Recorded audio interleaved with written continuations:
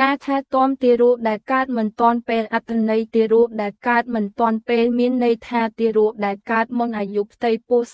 37សប្តាហ៍ដែលប្រព័ន្ធនៅក្នុងខ្លួនមិនទាន់អភិវឌ្ឍពេញលេញជាពិសេសប្រព័ន្ធដង្ហើមដូច្នេះទារកដែលកើតមិនទាន់ពេល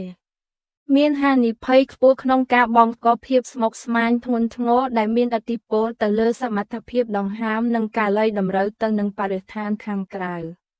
វិធីសាស្ត្រថែទាំទារកដែលកើតមិនទាន់ពេលការថែទាំសីតុណ្ហភាពរាងកាយគួរថែរក្សាសីតុណ្ហភាពរបស់ទារកដោយស្ថិតនៅក្នុងកម្រិតធម្មតាដោយសីតុណ្ហភាពដែលវាស់តាមផ្លូវបាតគួរតែស្ថិតនៅប្រហែល37អង្សាសេលស្យសចំណែកឯសីតុណ្ហភាពបន្ទប់ក្នុងផ្នែកថែទាំពិសេសសម្រាប់ទារកកើតថ្មី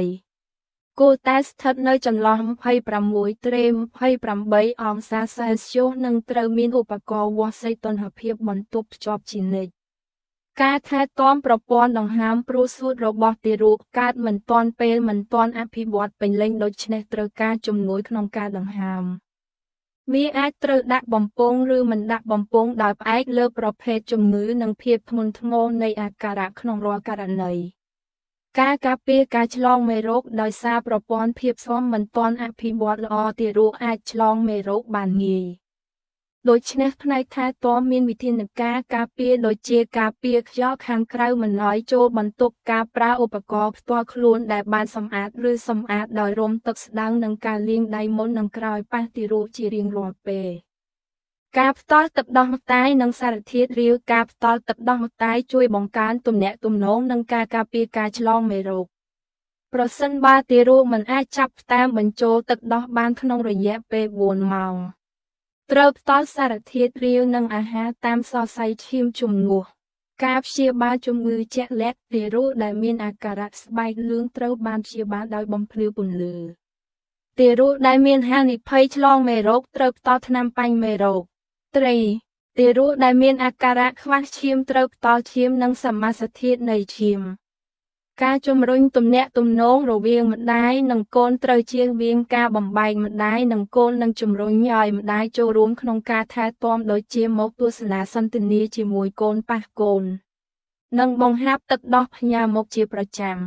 ការថែទាំការអភិវឌ្ឍរបស់ទារកគ្រប់គ្រងពន្លឺដូចជាបិទភ្លើងខ្លះឬប្រើក្រណាត់គ្របក្នុងក្រឡាច់តុរងដាក់កូនបន្ថយសំឡេងក្នុងបន្ទប់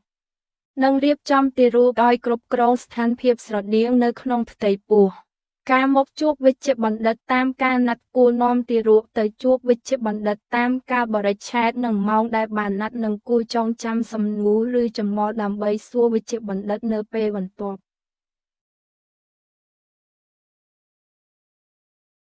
អាការៈខុសប្រក្រតីដែលត្រូវទៅជួបវេជ្ជបណ្ឌិតភ្លាមក្អកច្រើនបង្កើតជាស្លេសម្រាស់ដង្ហើមខ្សត់ខ្សោយមានសំឡេងក្រងខ្ចីខ្លួនឬក្តៅខ្លាំងសីតុណ្ហភាពគួរតែស្ថិតនៅ36.5ទៅ37.5អង្សាសេស្បែកខៀវឬខ្មៅស្បែកលឿងស្ដើងចាញ់ទឹកដោះសន្លប់ខ្វាក់ឬសក់ជ្រុះពោះហាមអញច្រើនមានទឹករលោងពណ៌លឿងឬបៃតងរាកជាចំណីជាមួយស្លែឬឈាមភ្នែកសាំហាមក្រហមស្ទងឈាមសាំមានក្លិនអាក្រក់ហាមក្រហម